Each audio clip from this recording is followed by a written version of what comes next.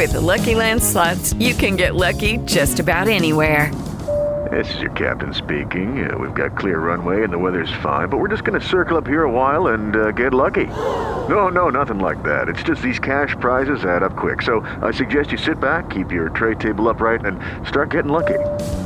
Play for free at LuckyLandSlots.com. Are you feeling lucky? No purchase necessary. Void where prohibited by law. 18 plus terms and conditions apply. See website for details. We made this.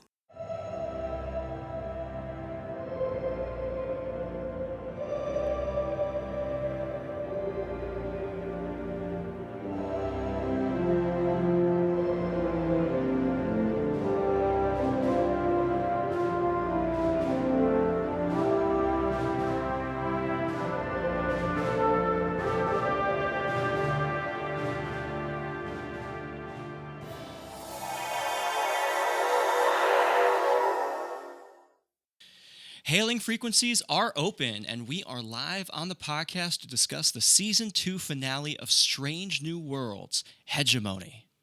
The USS Cayuga is assisting a colony world on the outside of Federation space when they are attacked by the Gorn.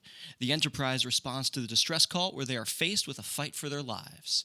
I'm your host, Mike Slamer, and I'm happy to have the full crew of the pod here with us today: Craig McKenzie, Ashley Thomas, and Ian Buckley. I want to give a shout out to our new subscribers, longtime listeners, and friends of the podcast. Thank you so much for sticking with us for another great season of Star Trek coverage. A special thank you to our guests this season: Brandy Jacula, Jeff Owen, Martin Hearn, Kurt North, and of course, Clara Cook. This podcast is being recorded during the 2023 WGA and SAG-AFTRA strikes. Without the labor of the writers and actors currently on strike, the Star Trek content we cover here on the We Are Starfleet podcast would not exist. We stand with the WGA and SAG-AFTRA and hope and pray the strike comes to an amicable conclusion very soon so we can all get back to enjoying more Star Trek.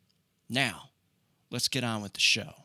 Folks, if you've not seen this episode and it popped up in your podcast queue and it rolled through and you just hit play, but you haven't seen the Season 2 finale, right now you want to hit pause, and we'll wait for you to come back because, listen, massive spoilers ahead. We are going to jump right into this episode. Hegemony, directed by Maja Revillo. I think I'm saying that right. I hope so. Written by Henry Alonzo Myers. This is an episode of Star Trek we've not seen in a long time. And what do I mean by that? To put it simply, Ashley, I'm coming to you first here before we continue anything, if you will. The Season 2 finale, give me your thoughts. Where are you rating this episode? How did you feel about the finale? Oh, man.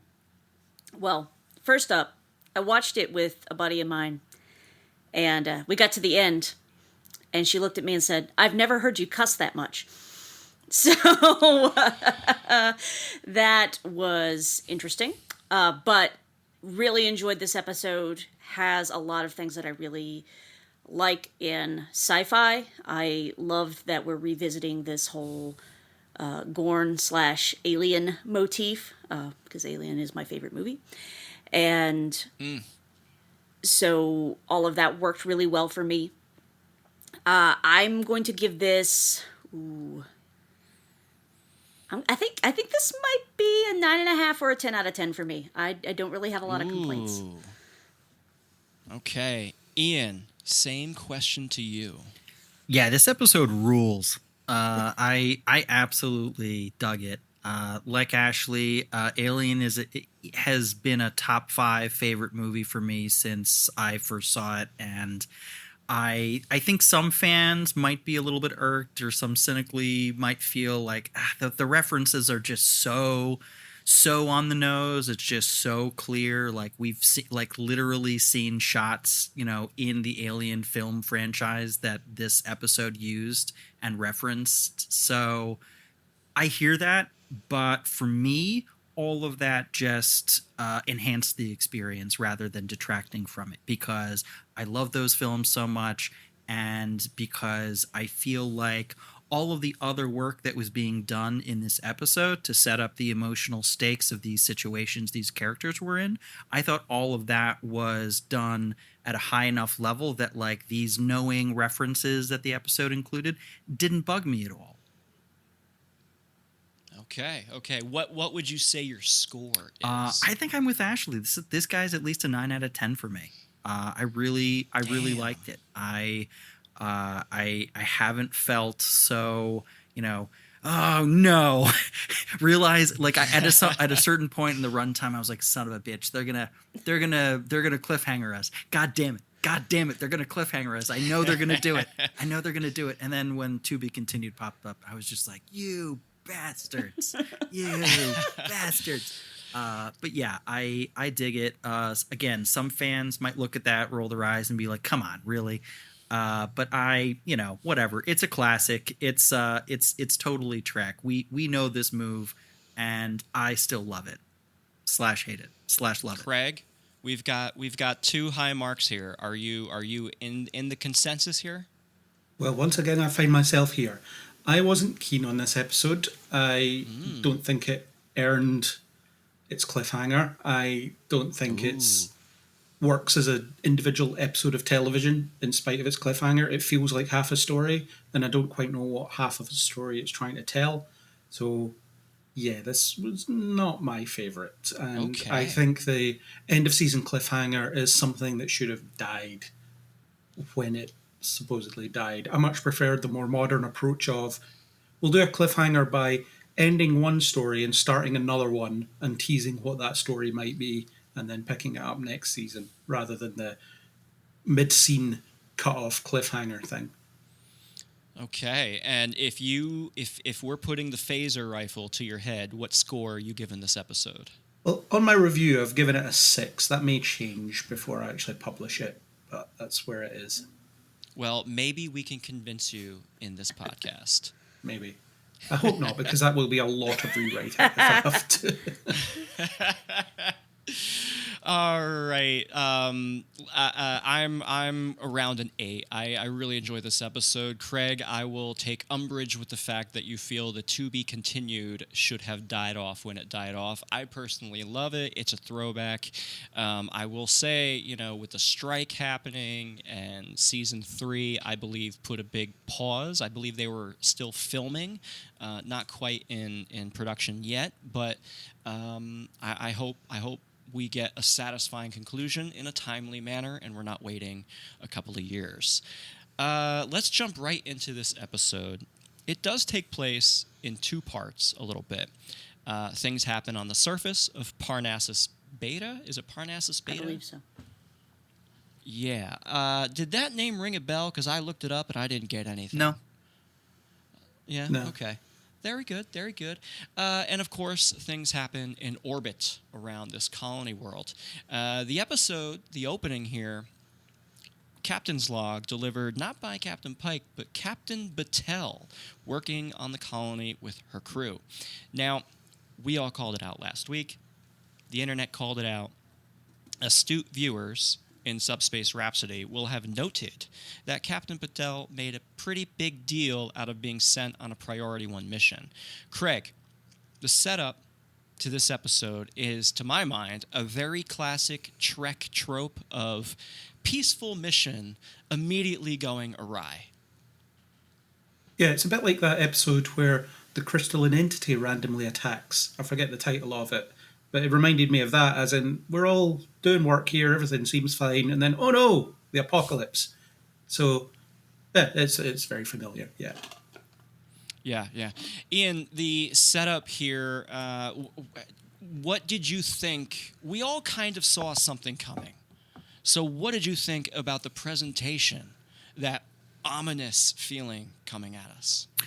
Well, I thought that it did a pretty good job of at least temporarily setting me at ease again. I thought at the end of last week's episode, oh yeah, they're at least laying the groundwork probably for what's going to happen next week. I kind of expected them to already be in crisis. I didn't expect Chapel to already, to be there, be participating.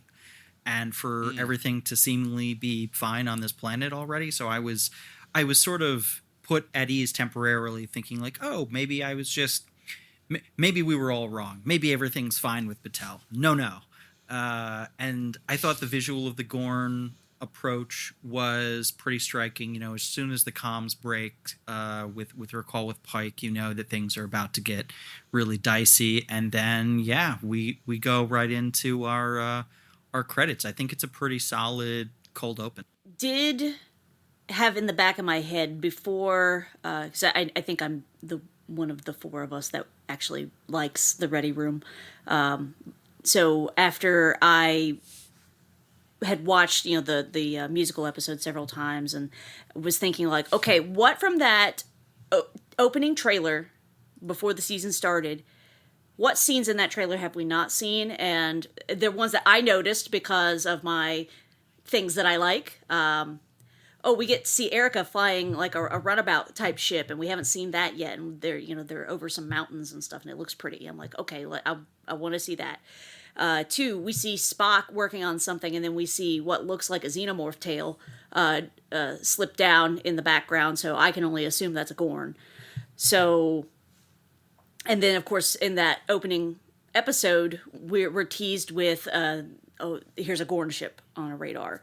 And, like, we've got to have Gorn in this last episode. Like, we've had so many great episodes. We've had a lot of fun this season, but no Gorn. So, no song and dance numbers with Gorn in the musical episode. Darn. But, so I was anticipating Gorn. So this opening was more like Calm Before the Storm. I did see that runabout crash in the background. I'm like, ooh, who dat? Mm-hmm. Calm Before the Gorn. Yes, I love it. Calm Before the Gorn. Yeah, so it worked for me. It kind of helps not just set the stage, but with Chapel trying to get away and think about stuff. It made sense to me that she's like, I got to get off Enterprise for a little while. I need some breathing room. They're on a break. Yeah, they're on a break. Ian, Admiral April wants Pike to go into this situation without shooting, which adds some pretty significant tension to the overall plot, in my opinion. When the Enterprise arrives to the colony world after responding to the distress signal and sees the destruction of the Cayuga, almost immediately after Admiral April says, go in with a sound mind, Pike is beaming in a crate of experimental weapons. First, I kind of love the shout to Star Trek Into Darkness. We had this also where secret weapons were being brought on board the Enterprise for some mission, and here they are. So interesting. Ian, how did you feel coming into this with the tension that was being built with this plot? I mean, I thought that was one element of the episode that really worked for me. I felt the tension build throughout. I thought it made sense that they had some sort of response to those initial encounters with the Gorn. We saw in other episodes of other series of Star Trek, Starfleet adapting to, some new threat that emerged in the previous season or in earlier episodes. We saw that with the Borg, we saw that with the Dominion, the Cardassians, etc. So that all tracked for me. I wasn't surprised by that. I thought that it made sense, especially since a lot of this gear seemed, at least at a glance, to be in mind to like repelling a boarding party of Gorn or another like just single Gorn gets loose on the ship type situation. Here's a box full of shit that you can deal with the situation better next time. I that all tracked for me. I liked that. I didn't, I think the stakes that April sets up for Pike are pretty clear, and also for an audience member, like, we understand why he isn't going to just sit by and do nothing. Like, of course, we know that's not going to happen. That's not really where the tension is coming from in the story. Craig, you felt differently at the opening of our podcast here. You said that you felt that some of the emotional beats were unearned cliffhanger ending. With the setup going into it, did you feel that the setup was not quite what you were expecting? No, I was okay with the setup actually, and I found myself more drawn to Pike and April's conversation, where April's all about, well, maybe we just don't understand the Gorn and we need to fix that. And Pike says, nope, they're monsters. That actually puts Pike in the same position Mbenga was in their conversation in the 8th episode. He's the one that's encountered this, is affected by it, and has come away with a kind of indelible, at least at this point, opinion. Whereas April hasn't encountered it, so he can be full of hope and optimism and Starfleet stuff. So I find that interesting. It's a shame they didn't bring that up at some later point. Maybe Pike could have had a conversation with Mbenga and said, I kind of understand what you mean now, after our chat a few months ago, or however long it is. And again, maybe they'll do that in part 2, because this is only half an episode, right? So there's possibly things that just haven't come to fruition yet. But I was kind of disappointed that they never picked that up. They did have that half-baked, I can choose to be hopeful, maybe we can use this to reach the Gorn instead of fight them, that kind of stuff. But again, it just didn't really go anywhere. But I found that actually really interesting, because it puts Pike in the position that he couldn't understand not 2 episodes ago. Oh, I sort of hear what you're saying about the half-baked thing, but I think it's, again, and you know, it sounds like you have a bigger problem with this than we do about splitting this episode up, but I'm hopeful at least that it is establishing a little bit of Pike understanding that there's more to the Gorn than has met the eye so far. I mean, his response to new information that doesn't fit the pattern that Lon is expecting is, okay, well then, like, maybe we don't know all there is to know about this species. Maybe we don't have all the information that we have, and like maybe that means that there are still opportunities other than combat when it comes to how we engage with them. You know, like he was basing his prior opinion based on the information he had, thinking that that was all there was to understand. And once he's confronted with new information, he almost immediately settles back into his kind of hopeful Pike mindset of, well, like maybe we don't have to fight these people. But also I think that's, you know, I think that is also explainable by the circumstances that they're in, the emotional state that he's in, of like, yeah, I'll try anything not to have to fight these people, because, you know, they do, even if they're not monsters, they seem quite monstrous. Yeah, but the episode does nothing to really enhance that in any way. They are still the monstrous figures that attack, and they need to do more work to enhance them as an adversary, I think, because otherwise they are just that. I mean, you think back to Arena, where it's about Kirk having to show the Gorn Captain mercy and understand that this is a sentient being, and I'm going to show this sentient being mercy. It's interesting how the setup of this episode is almost identical to Arena. There's this colony that's attacked by the Gorn, and they have to, at least in some of the episode in Arena, they have to fight them off while on the planet. So there are similarities there, and it stands out to me that they're not pushing the Gorn any further forward than them being effectively Jurassic Park velociraptors.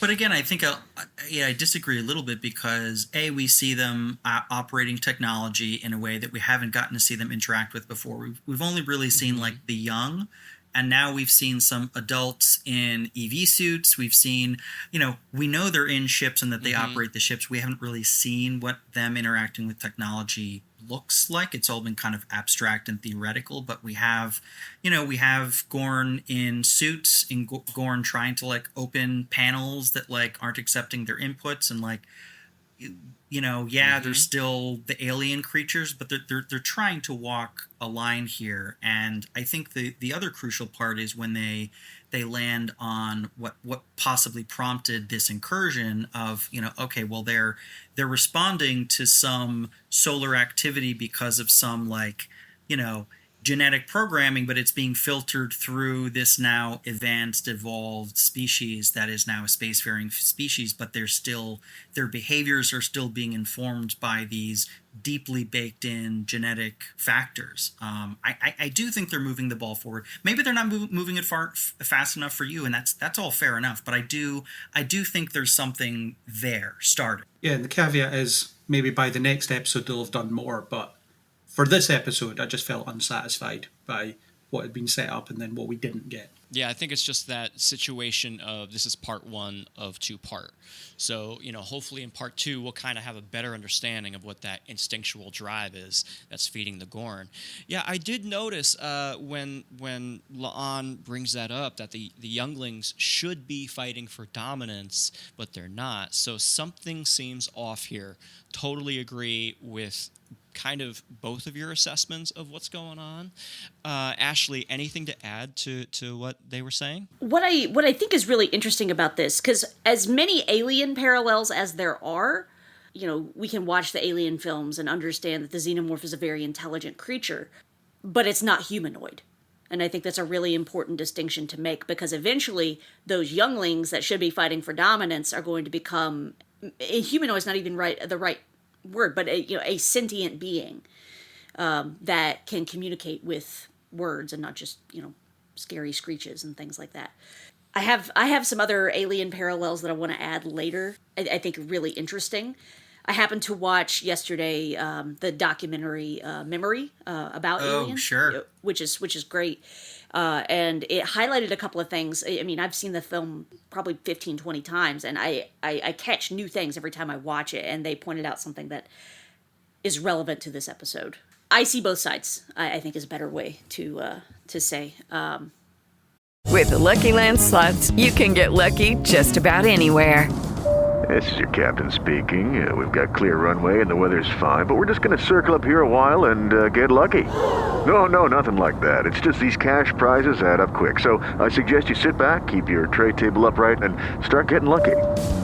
Play for free at LuckyLandSlots.com. Are you feeling lucky? No purchase necessary. Void where prohibited by law. 18+ terms and conditions apply. See website for details. Hello, it is Ryan, and I was on a flight the other day playing one of my favorite social spin slot games on ChumbaCasino.com. I looked over at the person sitting next to me, and you know what they were doing? They were also playing Chumba Casino. Coincidence? I think not. Everybody's loving having fun with it. Chumba Casino is home to hundreds of casino-style games that you can play for free anytime, anywhere, even at 30,000 feet. So sign up now at ChumbaCasino.com to claim your free welcome bonus. That's ChumbaCasino.com and live the Chumba life. No purchase necessary. VGW. Void where prohibited by law. See terms and conditions. 18+. I think Craig has a point. Pike does waffle a little bit. At first he's like, I'm going to go in guns a-blazing, take these guys out, rescue my gal, and anybody else that I can. But at the same time, as soon as he observes that, hey, La'an observes that these Gorn are not fighting for dominance like they normally would be, he's like, well, maybe something's up. And his tone immediately shifts. And that's I think we're going to see Diplomat Pike come in later. Okay. So that's my current theory. I certainly can be proven wrong, but we'll see. I think there's something, especially in the very last scene of the episode where Pike is struggling with his own internal plot armor. He is aware that this is not it for him, but is it for who could it be it for? So he wants to save everybody because he knows that he'll be safe. So I think it's a little bit of his worry, his sense of like, we need to fix this. The Gorn are monsters. We can defeat them. I think there's a little bit of that. And then where that hopefulness comes in where he says, oh, that's right, I'm still Starfleet. I personally will be okay. So how can we bridge this gap? I really like that Sam Kirk joins this mission. And I really like how he comes at it with this kind of bravado. He's got the Kirk charisma and bravado coming into the mission. Previously, when they had met the Gorn, he was, terrified, frightened, and now he wants to flip that script a little bit. I really enjoyed it. It kind of goes into speaking of how Pike can inspire his crew, how these circumstances can change everybody, and we finally get Ortegas joining the away mission. Ashley, I loved how Pike kind of brought her into it. She's sitting there at the console like, you're going to need a pilot. Who's going to fly this thing? Mm-hmm. Definitely enjoyed that. I was excited finally to get something to do other than just be really funny and witty. Just watching her, make that ascent everybody else is freaking out, and she's like, this is fun. I've done this so many times. This is so great. When I got to interview the Strange New Worlds cast for Fangirlish before the series started, Melissa said Erica was kind of like the Riker of the ship, and I was like, oh, please tell me more. Tell me more. Like, and she also made clear she's the best pilot in Starfleet. I'm like, oh, really? Okay. I want to know who this girl is. And so, but I feel like, you got to see it a little bit in episode 4 where she's like, I got to thread the needle, and, blows a hole through a crater or through a asteroid and flies through. This, I think, even more than that, you really got to see it up close because you're right there riding shotgun with her in that scene. So I really enjoyed that. It was fun. And again, to harken back to Aliens, I was like, are they going to make her the Vasquez of the group? Because, like, besides Ripley, Vasquez is my favorite character in that franchise. So I am like, don't kill her. I'm going to be really angry at you if you kill her. So... Yeah, I love the scene flying through the space debris. Felt like a video game sequence, but it added to the overall like this episode is all about tension. How do we add to it? How do we build it? And how do we make this coalesce into a point where you finally just can't take it anymore? And I felt like they did a good job in this of getting the shuttle down. They did a good job of establishing, finally, a little bit more with Erica Ortegas here. Like you said, Ashley, the viewer is flying shotgun with Erica, but so is Captain Pike. And he is... Nobody is. A great time Nobody is except Erica. Nobody but her. Yeah. Nobody's having a great time. But they successfully get the shuttle down. We have a mission underway. We're going to talk about everything that goes on the planet surface here. Ian, I love the sequence. It's not often that we get to see Starfleet ground tactics. This season of Strange New Worlds has given us a little bit more than we've ever seen. Moving silently, they're checking corners, they're doing the hand signals. We've seen action movies, we've seen horror movies. Did this work for you? Yeah, I think we've also just, as a television watching culture, we've seen so many more competently made mainstream like action television shows where like we see, like on CBS, like freaking the Navy SEALs show. So like you can flip a channel and watch like people who know what they're doing with firearms acting in a way that one would if one did. So yeah, you want to have that sense of verisimilitude when you're watching Star Trek and they do have to engage in combat of like, oh, like do these people move around like they know what they're doing, or do they move around like, I'm so sorry, Lieutenant Reed? But I think generally speaking, all of that, like the tactics on the ground, like the infiltration sequence, all of that was great.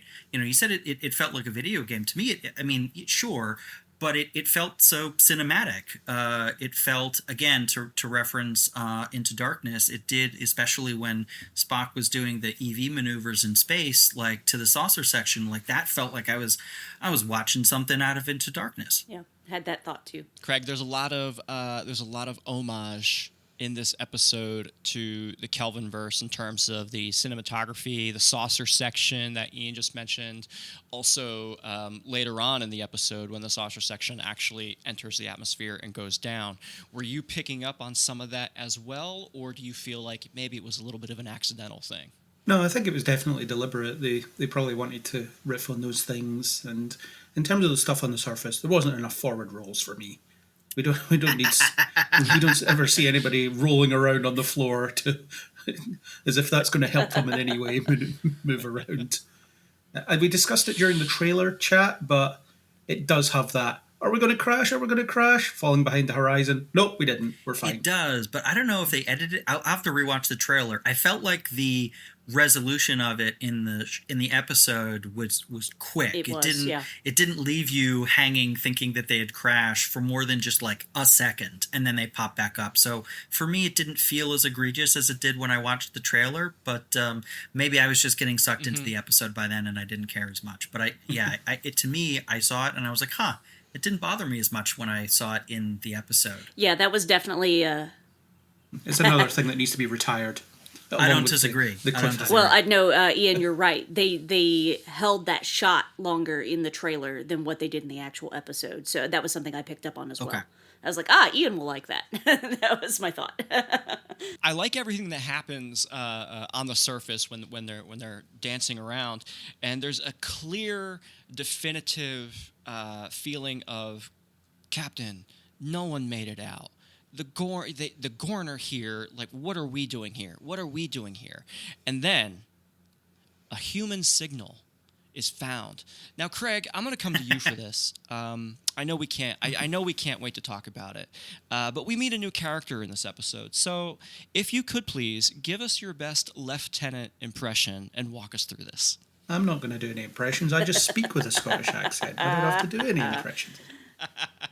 What was your impression of his accent? Well, it's good to see Montgomery Scott finally played by an actual Scottish actor. Martin Quinn is a Scottish actor. I looked him up. He hasn't been in an awful lot, so this looks like a good catch for him. A job that he might have for the rest of his life, right? If things go his way. So that's good. I liked this younger Scotty. He's just so blasé he is about his own genius. It was like, you're a genius. You came up with this stuff on the fly. And he's like, yeah, well, I was about to die, so I can get creative when I'm about to die. That's the way it is. And it's a very Scottish thing as well. We don't brag. We just get on with it. And that's the way that he did it. And he's quite charming as well. He's got, he's a good Scotty. I liked Scotty, new Scotty. And my theory about the TOS reboot coming out of this show seems to be gaining traction by the day, because now we have another member of that Gang's cast all here. that we can add. They're coming together. Yeah, well, almost. No, we've only got a few left to go. Sulu and then Chekhov we don't need until later anyway. So Bones, yeah. And he wasn't there originally either. He's not in Where No Man Has Gone Before. It's Boyce, that's right. It's Dr. Boyce. Yep. Dr. Boyce. Is there a doctor in that? Far.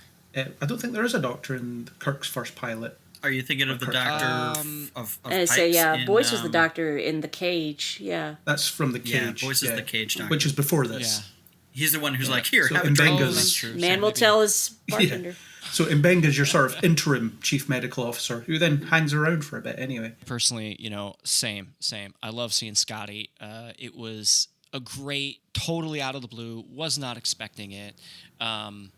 Ashley, were you as surprised as I was? I was surprised, but as soon as he started talking, I was like, I know who he is. And I you know what? As annoyed as I was in the finale last season, where they do a voiceover and somebody with a Scottish accent is talking from the engineering room, I was like, damn it, I don't want another TOS character. I want to know who these new characters are. I feel like Paul Wesley as Kirk grew so much on me this season that I was less inclined to be annoyed at them bringing in Scotty. Also, I just love Scotty, and my goodness, Martin Quinn is ding-dang charming.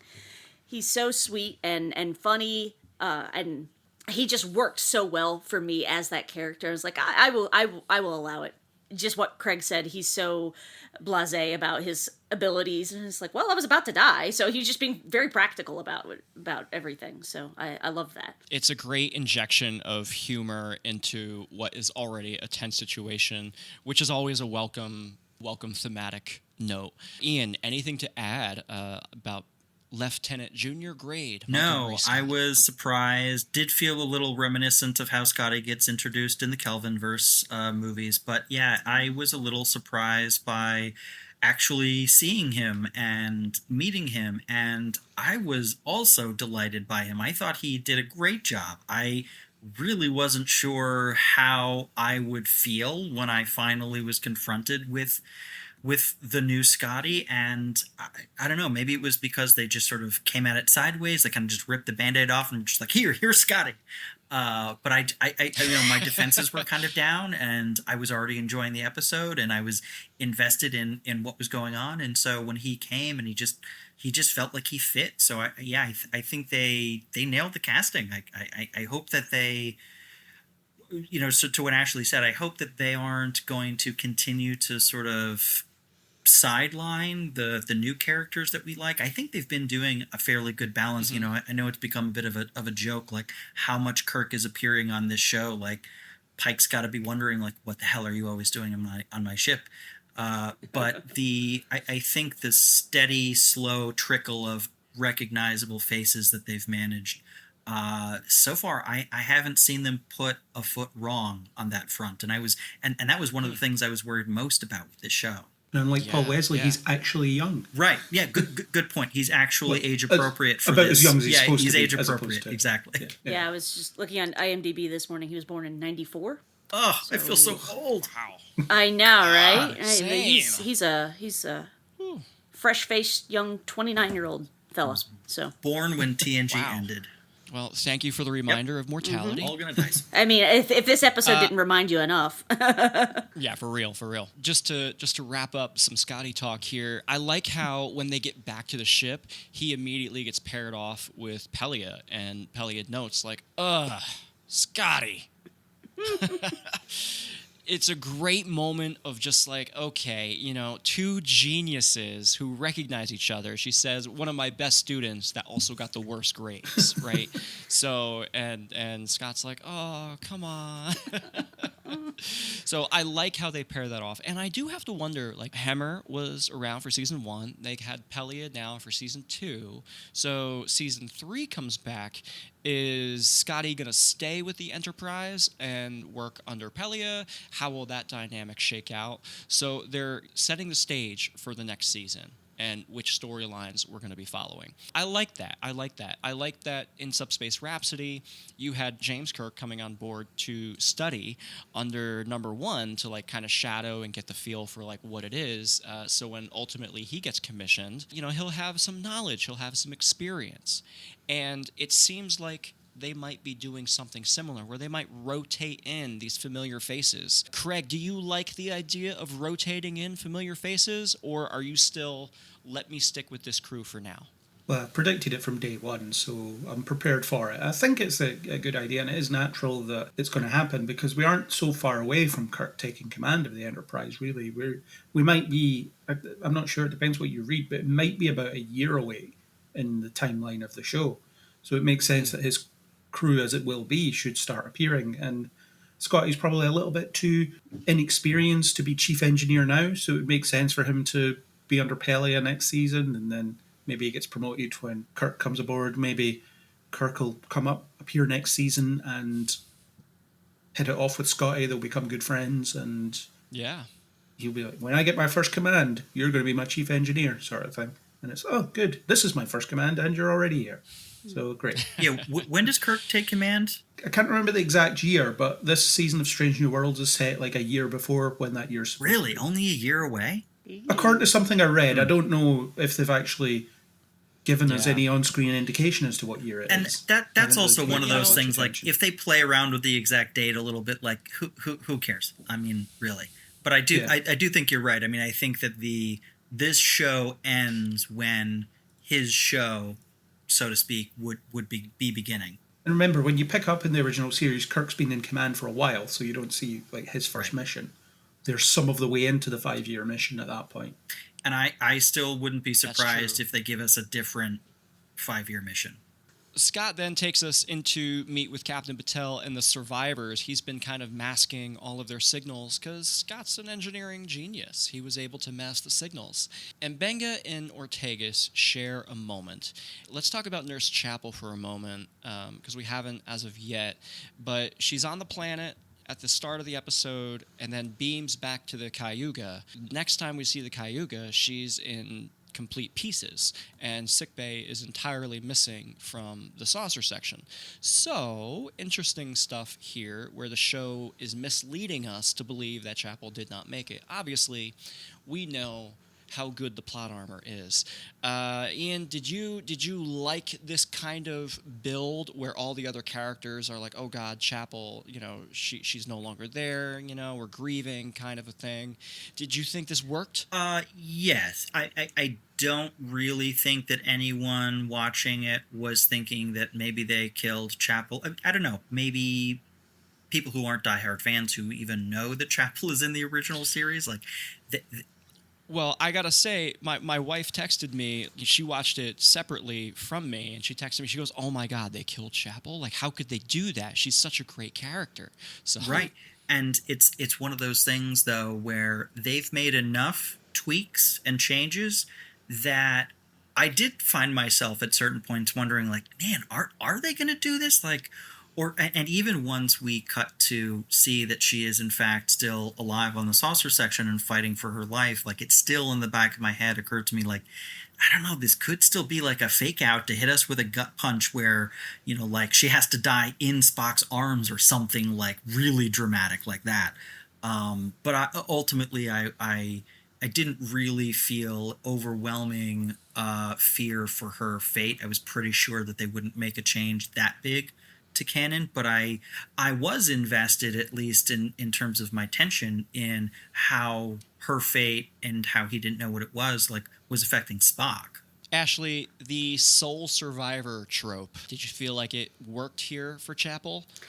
Yeah. I feel like she, especially as the episode progressed a little bit, she got to kind of have like a Ripley moment. I felt that, especially once she found the EV suit, I was like, oh, we're gonna do Ripley here. I'm down. I'm down for that. I do want to circle back real quick, just rewind just a minute to the moment we get here with Mbenga and Ortegas.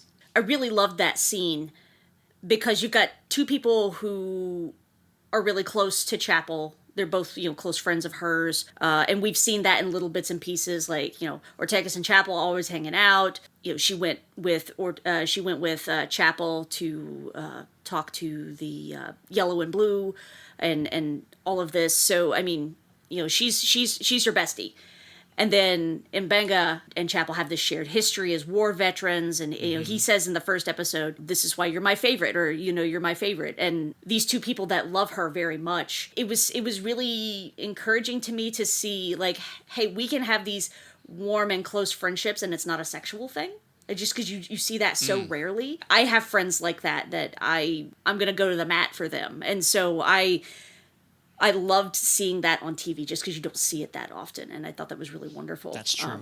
So anyway, that, for me, all of that really enhanced, like, okay, I love this character so much. And like Ian said, there are just enough tweaks it made me forget for a second, wait a minute, she makes it to TOS. She's okay somewhere, but it's going to be a road to get her out. Watching her in that Soul Survivor, I could not get over how much the Cayuga computer sounded like Mother in Alien.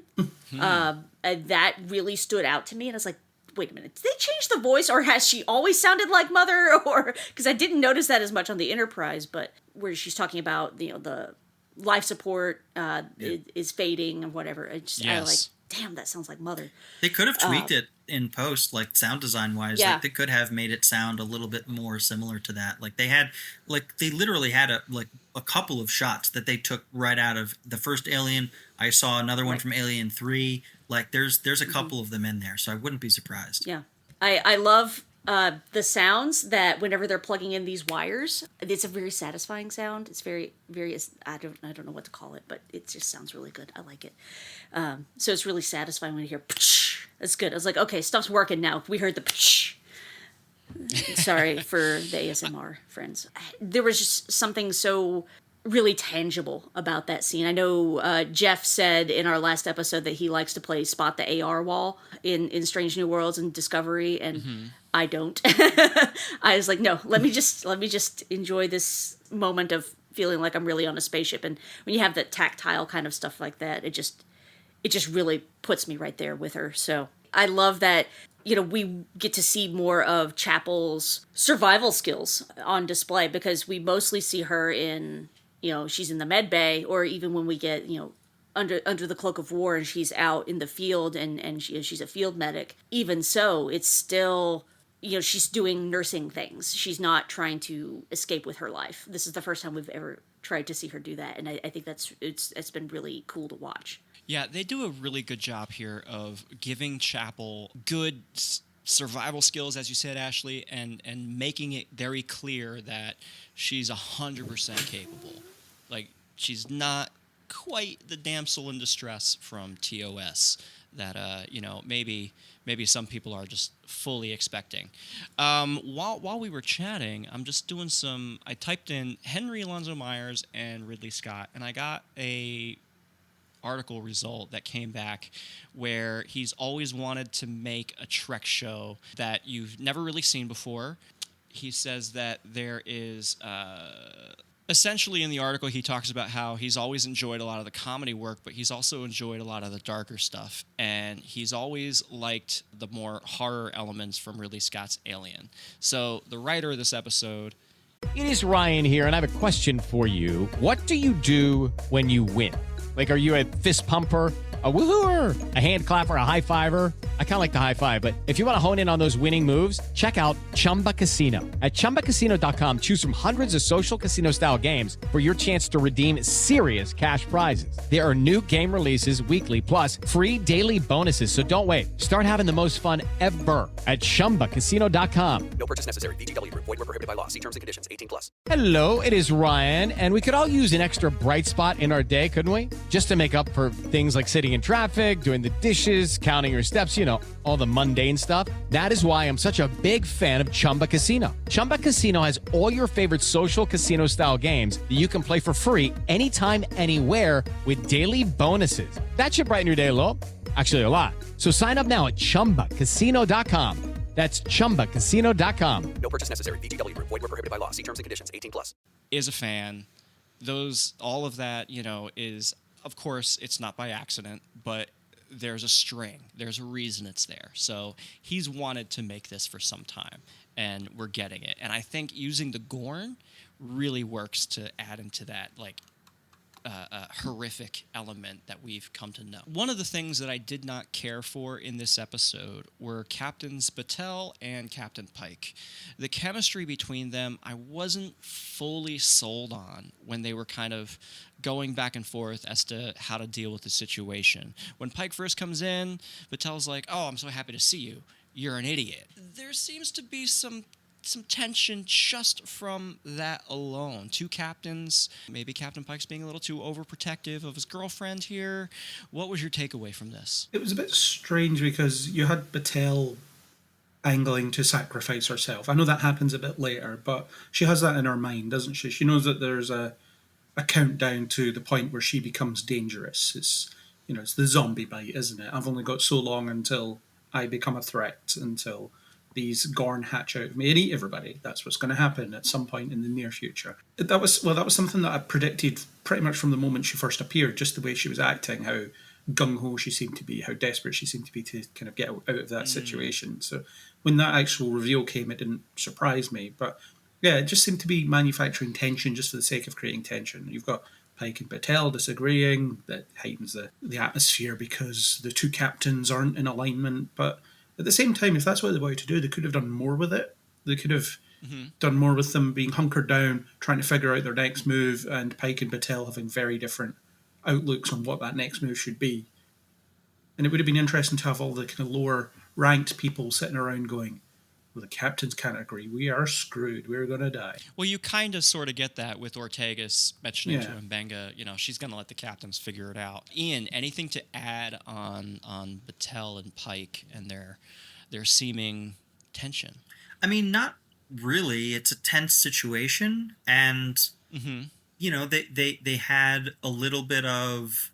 They established a little bit of that in the cold open with their phone call where he's like giving her a little bit of input, a little bit of captainly input. And she's like, "This is my job too, Chris. Like we're both have this." Well, I know it's not here. I know it's not here in Strange New Worlds, but like it's like, I like that little like call out of like, yeah, Chris, same job. I got this. Thank you. And that felt to me like a pretty like normal, common like relationship thing, especially like two high level professionals. They've talked in earlier episodes about how there are like vanishingly few people who could possibly understand what it means to have this role. And so I like those moments between them. I didn't have any issue with the chemistry, and I can't remember feeling like I was bumped by any of their tension or friction. I feel like if Pike had been left on the planet and she had come and shown up, he would have said similar things that she said and been like, why did you come here? Like, what are you doing? Like, he certainly would have like been the first to be like, obviously I'm the one who's going to sacrifice myself in this situation, while she would be talking him out of it. Like, I didn't have any problem imagining the roles reversed. None of the chemistry problems that you guys noticed registered to me. So I don't really have anything to add other than I experienced it a little bit differently. They could have played up their differing experience levels quite in a different way, I think, because, well, Pike's background is as a test pilot, so you imagine he's probably seen a bit of combat and so on, whereas Battelle was a lawyer. You know, what if she's not seen an awful lot of combat, and then you have them debating the situation based on those perspectives? Sure, yeah. I mean, there are probably a lot of different hypothetical things they could have done. I guess what I'm highlighting is that what they did do wasn't bothersome to me. Right, but to your point, Craig, Battelle already knows about this ticking clock, so in her mind, there's also this element of what are we wasting our time for? Ashley, about that ticking clock, did you see that coming on sensors, like from miles out? Was it a surprise? What did you think of it? I don't think I was totally thinking about it, but as soon as she rolled up that sleeve, I was like, oh, of course she got gorned. So first thought was, well, we were all kind of predicting that we all like, who has odds on Battelle next episode? Right. Because you're like, I've been seeing away on the priority 1 mission. I was like, oh, and we haven't had Gorn yet. You're gonna get Gorn. And lo, there she is. It wasn't something I was consciously thinking about, but as soon as she rolled up that sleeve, it was like, oh, of course, that's what happened. I don't know what they're gonna do with that though. By the end of the episode, we've got some ideas on how to slow the process, and can we extract, I mean, you know, people poo-poo Prometheus and Alien Covenant, but in Prometheus, like, we see what happened, like, we get to see what was her name, Naomi Rapace's character, I'm blanking. Shaw. Yeah, so we see Shaw give herself a cesarean. That sequence, holy shit. I remember that. Yeah, that was... Can we do that here? Because we got backbursters to deal with versus chest bursters. Like, so is this possible? Something that... Chop that arm off. Yeah, I know, right? Well, something that jogged my memory yesterday when I was watching Memory, the Alien documentary, is that they make a point of saying, if they had done what Parker and Brett suggested with Kane by putting him in cryo-freeze until they got back to Earth, that ship would have been fine, you know, until they could figure out a solution. And so this is effectively what's happening here at the end with Battelle. You know, sorry, I know I'm jumping ahead a little bit. It's okay. Where Pike says, you know, she needs to be put in immediate sedation, and she's got to have this force field around her. Right. So, I mean, like, this is about as close to cryo-freeze as we get in Starfleet. So... Stick her in the transporter buffer. Yeah, I was just going to say, I think the transporter buffer is probably the closest thing we get to cryo-freeze. No, you're right. But the shields, like, I mean, like, you know, the stakes are, we saw what happened when this, you know, occurred the last time. So we know from having seen season 1 what could happen if these force fields weren't in place. So yeah, that all works. I was a little surprised to see her survive to the end of this episode. I too kind of was on the like, I was sorry to see it happen, but she's probably on the goner train. I was a little surprised to see her actually make it to the end of the episode. We'll see if she makes it to the end of part 2. I feel like we wouldn't go through this much trouble if we weren't going to find a way out of this situation with her arm, but maybe I'm wrong. They may also just not know yet and want to keep their options open. Well, one thought I had is that they could use that to aid in the whole understanding piece, as in they will have baby Gorn on the Enterprise under potentially controlled conditions. Sure. That they can study and try to understand. So that's one possible avenue. But to your point, I don't think they know how this is going to resolve. As in, back in the day when they did these 2-parters across seasons in Star Trek, part 1 was always written with no idea how to bother resolving it in part 2. Best of Both Worlds was famously that, wasn't it? And the writer of part 1 thought they wouldn't have to come back and do part 2, and then they had to. And part 2s were always weaker as a result, because the first part was crafted to get to that cliffhanger, and nobody cared how to resolve that cliffhanger. Well, to be fair, Henry Alonso Myers is one of the main writers, and I believe he's a producer. He's the showrunner. Yes, he's a Yeah. he's a showrunner too. So I feel a little more confident in that. He's not going to be like, oh snap, I have to write part 2. Yeah. So Yeah. But maybe it'll be I'll figure this out later mentality, which often yields to oh yeah, we'll just have them jump out the way or whatever, it'll be fine. Yeah, plenty of the showrunners on like DS9, for example, would like end the season and then be like, well, we'll figure it out. You know, they knew they were coming back, but they still didn't know what the answer was. I'm kind of the prediction here that, Nurse Chapel's going to get the hero moment in terms of diplomacy with the Gorn, or at least a peaceful solution that Pike is looking for, in that she will resolve using humans as incubators for the Gorn eggs, and somehow save Battelle in the process, hopefully, or they could go the other way and give Pike some real consequence to maybe not necessarily his actions, but just, hey, listen, just because you have the plot armor doesn't mean that the people around you that you love do. So that could also be somewhat interesting of a story. So yeah, guys, this could go either way in the finale. Season 3, Episode 1 opener, when we come back from this cliffhanger. Do we need more fridging though? Do we need that? no, boo, More what? Ooh. Bridging. Frigid. Of who? Battelle. Well, Battelle. Oh, She'll no. be fridged no. to Yeah, support no. Pike's development. No, thanks. Potentially. Yeah. Boo. I mean, they are literally fridging her at the end of the episode, I guess, as in by putting her in the fridge. Yeah, That's one way to my, look at my it. hope is that we get Chapel having the hero moment of saving Battelle. Yes, that would be ideal. I really like how the scene kind of closes out on the shuttle here. They just, all of a sudden, there's giant explosions. The sky's been red, but it turns redder. And all of a sudden, they look out the shuttlecraft, and there's the saucer section of the Cayuga. And Battelle, seeing her ship come to a crash. Remember, guys, comms have been down. She did not know the fate of her own ship.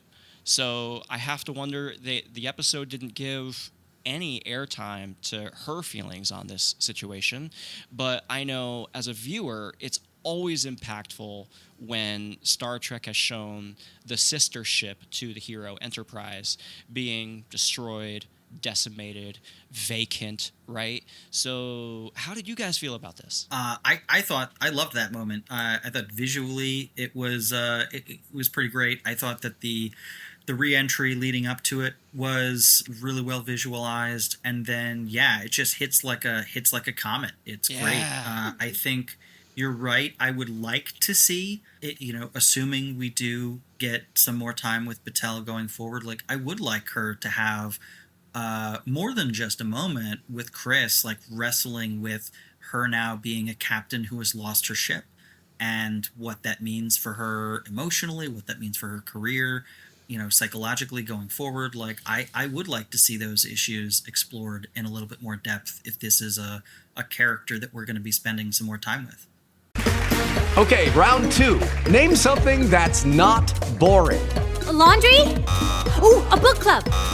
Computer solitaire, huh? Sorry, we were looking for Chumba Casino. That's right. ChumbaCasino.com has over 100 casino-style games. Join today and play for free for your chance to redeem some serious prizes. ChumbaCasino.com. No purchase necessary. Void where prohibited by law. 18 plus. Terms and conditions apply. See website for details. Most of her crew as well, don't forget. She's lost most of them. Yeah, of course. I should have mentioned that. Of course, she lost her crew. Most of them. I do think we're going to have a reckoning there where she's going to come to grips with, like, she's dealing with that emotional loss of her crew and her ship. It's probably a little more pressing in mind right now. Is like, I got gorned. I'm going to explode here in about a day and a half. So that's a problem. Anything else that happened on the planet surface that we want to talk about? Because we're going to quickly pivot to the events on board the Enterprise. I find it a bit strange that they set up these kind of 3 rescue scenarios. So you had Battelle going to fly the shuttle into the tower, the skybeam thing, the skybeam generating tower thing. They're going to get the thing from Scotty's shuttle in order to install it on the Enterprise shuttle so they can escape. And then you have the saucer section plan. And you have 2 of those that are just designed to fail. They don't go anywhere. So, and then the one that ends up working. It's realistic that they will be trying to solve their own problem, but at the same time, it's kind of narratively a bit unsatisfying that you have these two plans that are effectively busy work for people on the planet while the actual real solution is happening in orbit. So, no, I would have liked it to be more organically threaded, that the stuff on the planet was more impactful as to what was actually going on. They could have been doing something that would be useful elsewhere, perhaps. Ian, do you think that perhaps the episode could have spent some time exploring different things, different plot lines? I mean, to Craig's point, I agree with Craig. I think that narratively, well, I think realistically, yeah, it makes a lot of sense with comms down that they'd be pursuing their own course of action in parallel to what's going on up top and not be able to coordinate or communicate. It would have been nice, I think, to come up with a thing, some sort of MacGuffin, some sort of task that they could achieve on the ground, which would make the job up top a little bit easier, even without being able to communicate directly. It just felt a little bit like they were truly isolated, not just in the plot, but also just in the creation of the story from a narrative perspective. Like they just didn't have. I know that their mission was, to retrieve the stuff from the shuttle was also so that they could have the Gorn reveal with Batel and a couple of these other important character moments. But to Craig's point, I don't think you would necessarily have to lose any of that if you had them pursuing a goal that was a little more directly involved with getting them off the planet, with what actually ends up getting them off the planet. Or even just learn something important. I'm thinking of in Star Trek Beyond, where you had the pockets of people that were off on their own bits when the crew gets separated after the Enterprise is destroyed, and then when they all reconvene, Spock's like, "Well, Captain, I've learned this," and then it becomes useful later. And it could be this: while we're on the planet, we actually figured this thing out, and we can use this information later. And yeah, as you said, they didn't have to lose the reveal. That could have happened in the diner or wherever they were hiding out.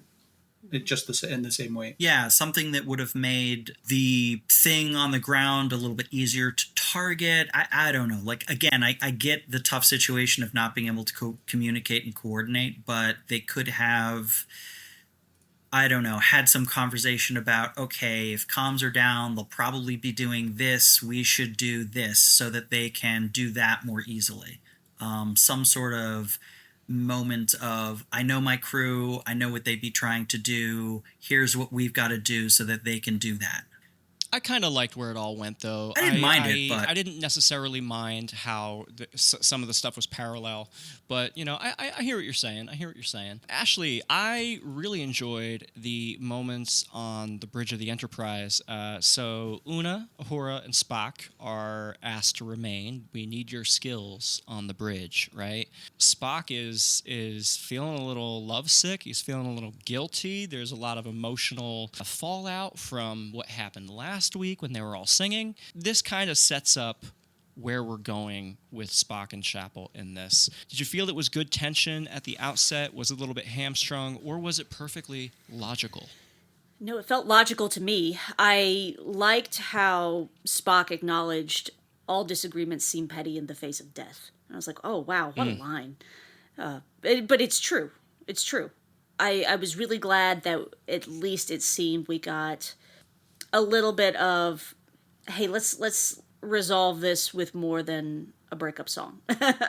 Yeah. I liked how once Spock goes to attach the rockets to the saucer section of the Cayuga, they get this nice like alley-oop with the Gorn, like, Chapel shoots the Gorn in the back. It distracts him, so Spock busts a hole in his helmet. I loved getting to watch them team up like that. It was very fun to watch cinematically. It was almost like a harpoon into a xenomorph. So I enjoyed that.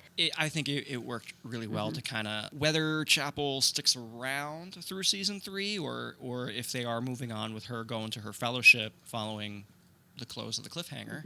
Craig, let me ask you, do you feel like it's satisfying character development between the Spock and Chapel relationship that has been playing out over the past 2 seasons? I thought it was handled pretty well in the sense that we have this unresolved tension that now I might never get to resolve because she might be dead, and the last thing we ever said was on bad terms. So that's not great for, well, not great for me as the survivor of this scenario. So I'd really like the chance to put that right. And yeah, it makes sense with the way that we've seen Spock being emotionally compromised by what he's been dealing with recently, for example. And yeah, it was pretty good. And I liked when they got aboard the Enterprise, and it was, we are going to talk about this, but not now, because we're in the middle of a major crisis here and we need to deal with that. Star Trek has been, or modern Star Trek has been, not unfairly criticised for leaning too far into people dealing with their emotional baggage when they should be focusing on something else. And Discovery got criticised for the fact that, does anybody know what rank they're supposed to be? Because they're just chatting and back-chatting and arguing with each other and stuff. So I quite like the acknowledgement of, no, they're actually professionals, that the job comes first and we'll deal with our own stuff at a later and better time. So it's good to see that coming back. I'm glad where they ended things. I think that I was personally not ready to see their relationship end, especially after it had just begun. I know we've complained ad nauseum about the challenges of making these, drawing out these longer character arcs when you've only got 10 episodes a season and you want to give everyone their fair shake. But I personally was thinking, oh boy, I can't believe they're ending this relationship after only a few episodes already.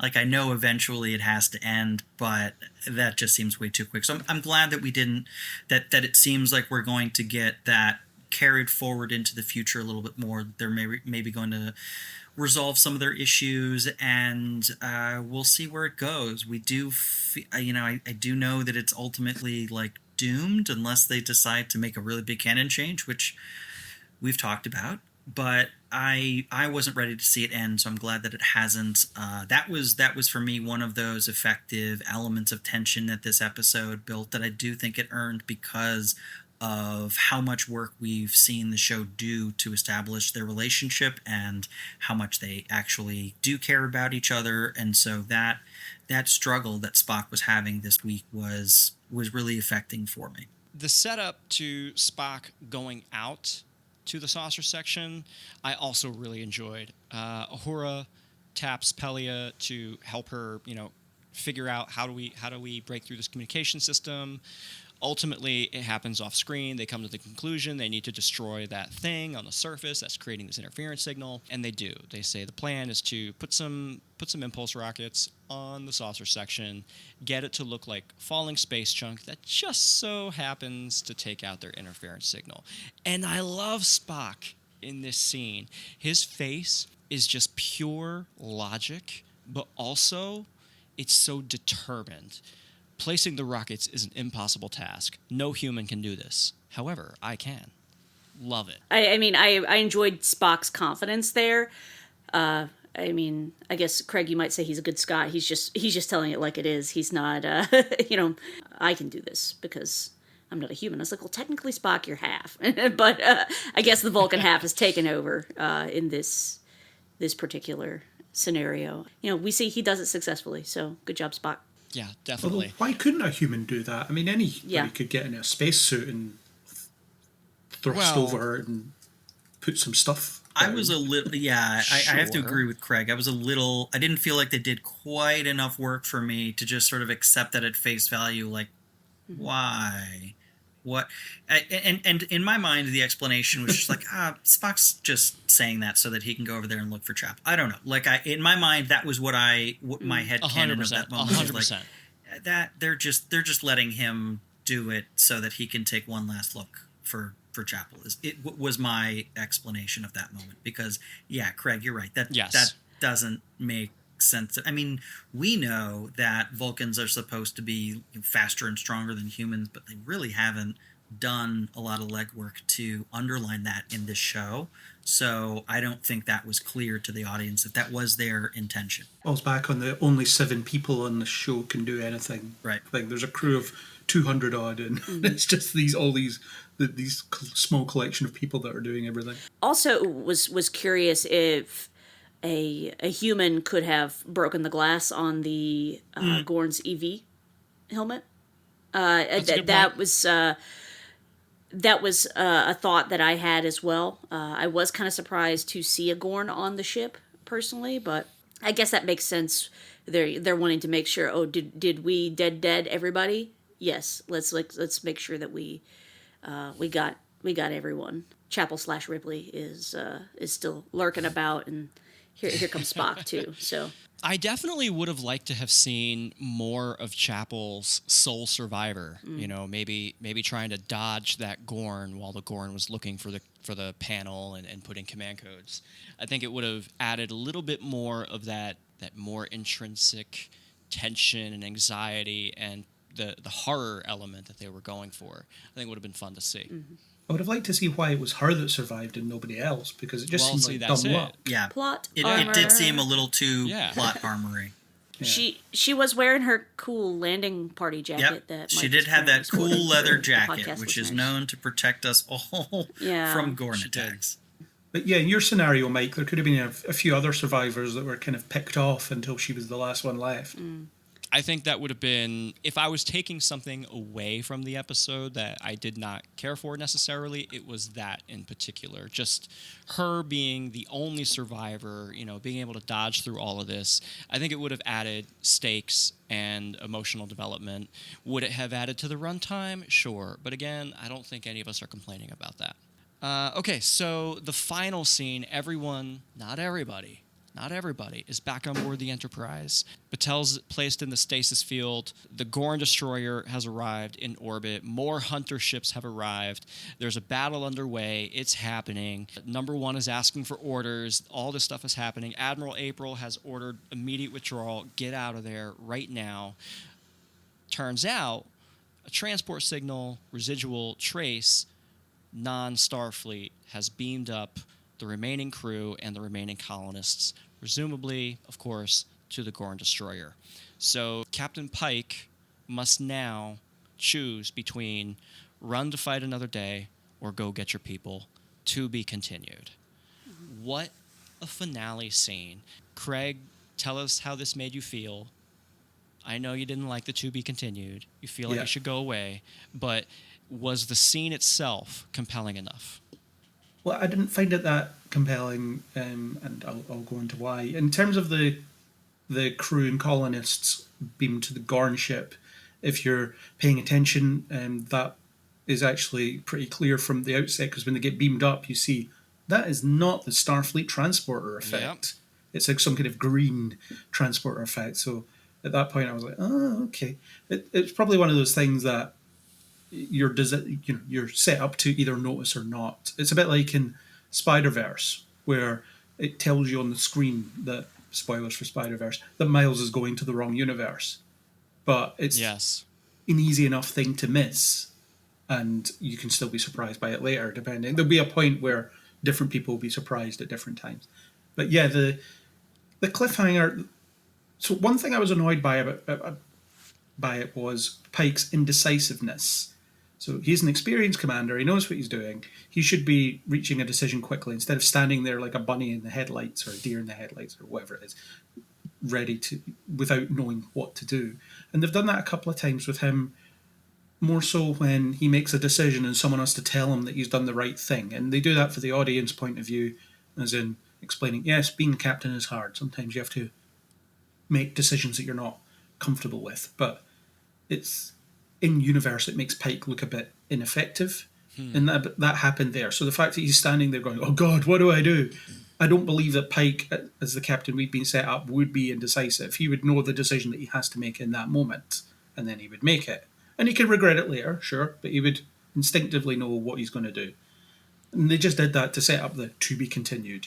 And I imagine the next season will start with, "Get us out of here." That would maybe be the first line of the season. So yeah, it just didn't work for me. I didn't feel the tension. I didn't feel the hopelessness, especially with the fact that most of the characters we see on screen are basically invincible. So that doesn't work for me in that sense. It will for other members of the audience who don't know that everybody's invincible, but still. Ashley, La'an, Sam Kirk, Mbenga, and Ortegas. are beamed up to the Gorn ship along with the colonists. 2 of those characters have plot armor. But my 2 favorite gals don't, and I'm really mad about that. So, yeah. At that point, as soon as the to be continued hit, that was where I shouted expletives. My friend laughed at me. So, anyway, this is nowhere near comparable, but I used to work in retail management, and I had one day in particular where literally 3 of my employees were all trying to talk to me at the same time, and I felt, while I was very competent at my job, like, I felt that sense of overwhelm because I could not figure out who to address first, or I couldn't get them all to hush until I could, go one at a time. And so Pike has just survived almost getting attacked by a Gorn. He narrowly got Battelle back onto the ship and into, sedation, so they can try to figure out how to save her. And then, so he's just come off of this holy crap, I can't believe I made it sort of scenario, and now he's got to figure out, what do I do? Starfleet Command says I gotta go, but I can't leave these people. Obviously, I feel pretty confident that they're gonna retreat for a second and then go back. I don't think they're gonna stay gone, because Pike's not he's not the kind of captain that leaves anybody behind if he can, if he can help it. And so certainly I felt that overwhelming feeling that he seemed to be experiencing in that scenario. I feel good about our odds. I don't think we're going to kill off 2 main characters. I hope. Let's pray. No, for sure. I don't think it's going to go. I don't think circle. It's going to go that deep route. But the thing that really pissed me off about them doing a 2-parter. I'm not opposed to 2-part episodes. I'm not opposed to the to be continued. But the fact is, it's a to be continued, and there's a WGA and SAG-AFTRA strike right now. And right. And so after I shouted expletives and I was like, to be continued. When? Is it? Because yes, when? And I was like, how long am I going to have to wait in agony to find out what happened to these people? So even without the strike, we're probably looking at knocking on a year. Yeah. Because between now and then, you've got Lower Decks, you've got Discovery. Right. It's going to be after those 2 at least, isn't it? Which is, you're already into next year at that point. Yeah.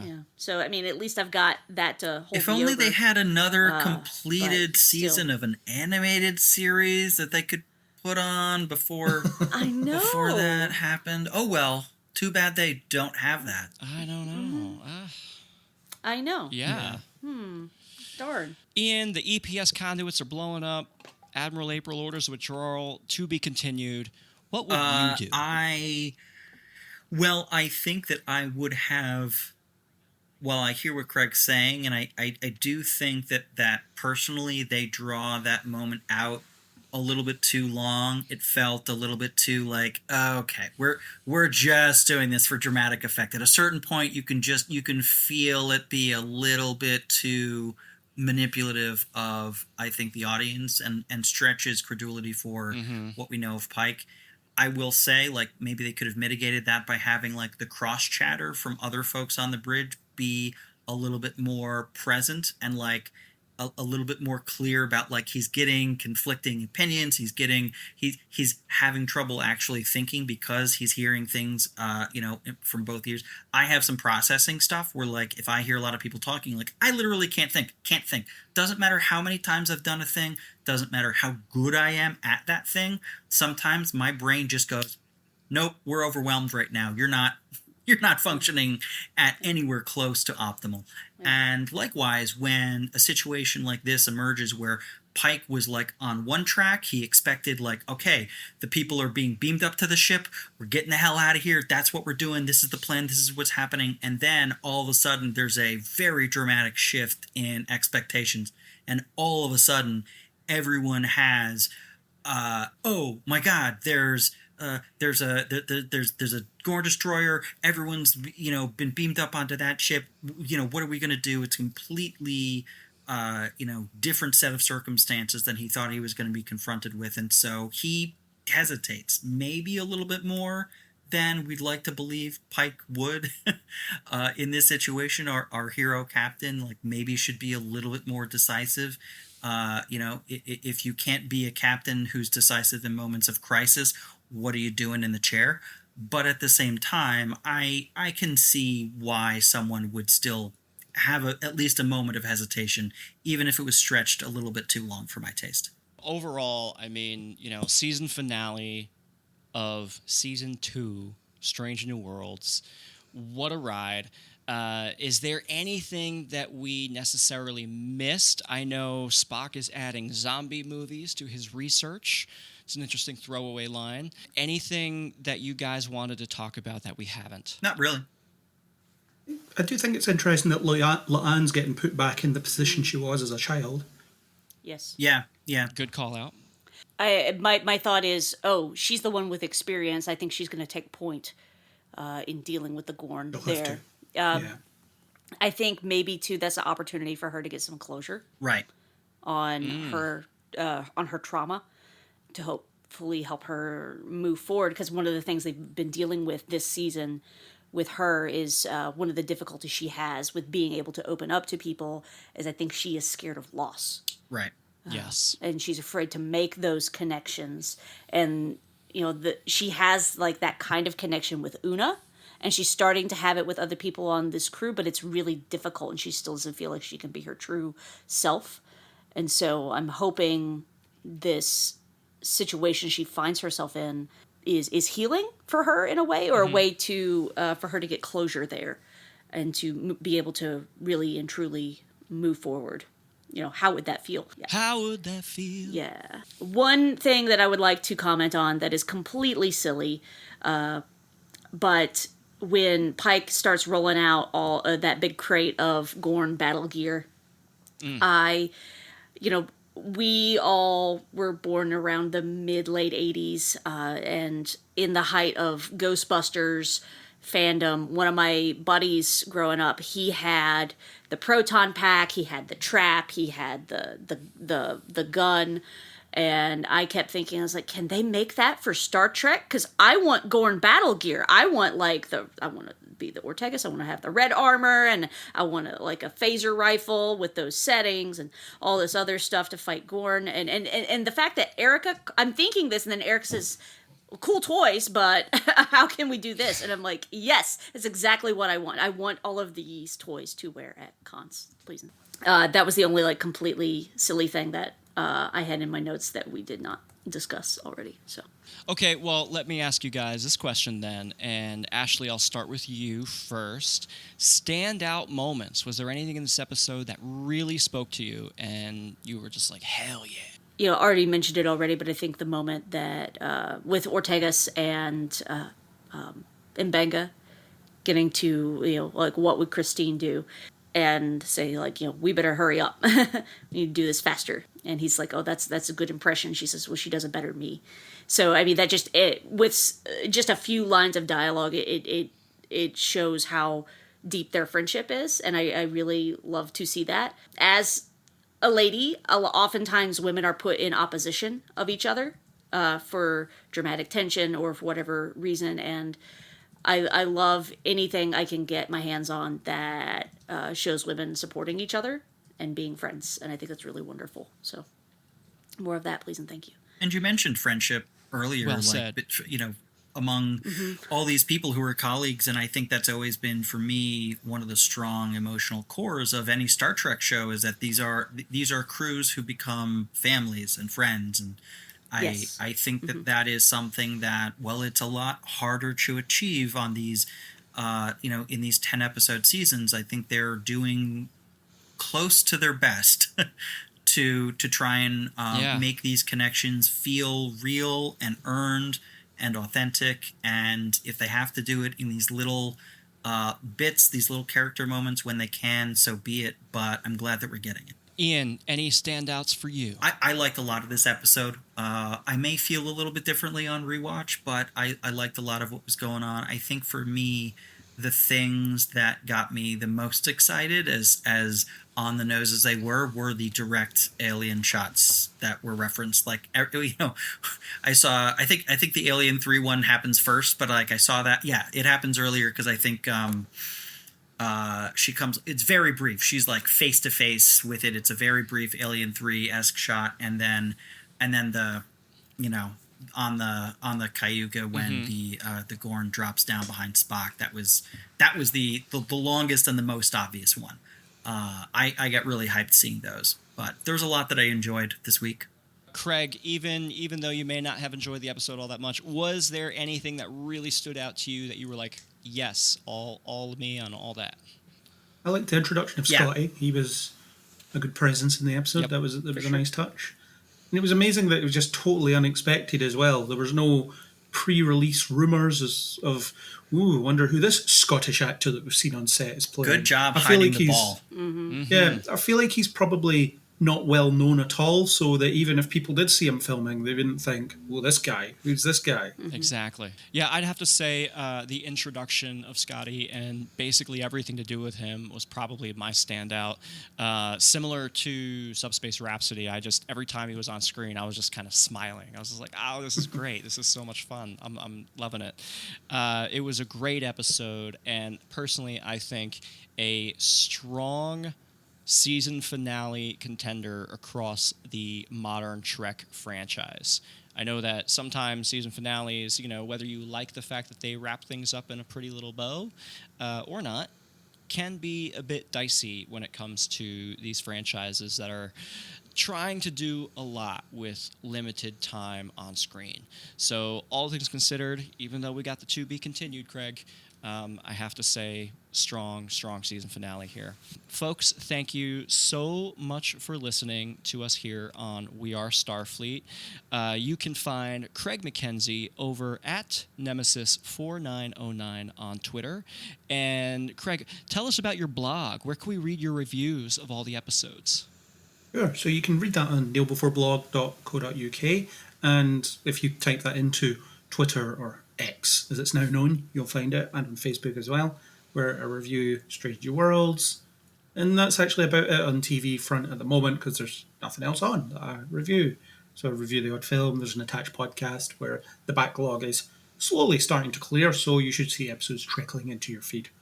And folks, you can follow Ashley Thomas at The Nerdy Blogger. Ashley, you're also doing reviews. Can you tell us a little bit about that? Yeah, so most of my writing can be found right now on fangirlish.com.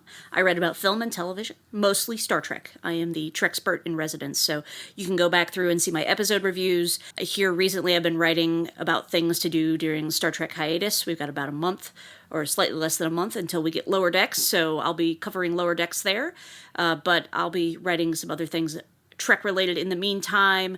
Also do the odd film review, sometimes write about other shows and things I'm interested in for the site as well. And you can also read my my personal blog, nerdyblogging.wordpress.com. Ian, I know you're not necessarily doing any reviews, but where else can we hear your thoughts on various other mediums of entertainment? You can hear me all over the We Made This network on Illumination Above All, our Severance discussion podcast, as well as The Way, a Star Wars discussion podcast that occasionally updates. You can also hear me pop up on Movieversaries and, you know, guest spots elsewhere on the network. Not really on any social media. I'm not on Twitter. I think Elon Musk is a lizard person and a monster more than any Gorn we've seen so far. And that's it. That's me. Folks, thank you so much for joining me here today. My name is Mike Slamer. Remember, we are also Save Star Trek Prodigy Stan podcast. So please save Star Trek Prodigy. Season 2 is basically done. They've got it. They're shopping it around for a new home. We do not want to see this series canceled, no matter what Paramount may think. they know. But any case, thank you for following us here. We are Starfleet on the We Made This network of podcasts. You can follow us on Twitter or X, whatever, Instagram at Starfleet Pod. There are a lot of podcasts that are covering Star Trek, and we thank you for listening to ours. Give us a like, a subscribe, maybe even a 5-star review if you're so inclined. We appreciate your listening, and stay tuned to hear about what else might be happening on the network just in a moment. Let's hit it. Are you a fan of the Marvel Universe? Can you tell your Kang from your Doctor Doom? Well, if so, boy, do we have a podcast for you. Podcast 616 is the We Made This Network's long-running Marvel podcast, and it's under new management. We're your hosts, Ashley Thomas and Hugh McStay. And together, we are going to lead you every step of the way through the Marvel Cinematic Universe's upcoming multiverse saga. Everything from She-Hulk to Avengers Secret Wars will be covered on the podcast in the kind of detail that would make a Wikipedia article blush. We're going to have some detours into the wider Marvel world where we'll look at non-MCU projects dating all the way back to Marvel's origins in the groovy, funky 60s, and all the way up to the birth of the greatest franchise in cinema history. And we'll be joined on our adventure by a roll call of guests so impressively knowledgeable that they'll make the Avengers themselves look clueless by comparison. So if you like your opinions sharper than Wolverine's claws, or takes hotter than the Human Torch's underpants, then get Podcast 616 in your ears as a matter of urgency. You'll love it 3000. Podcast 616. Disassemble.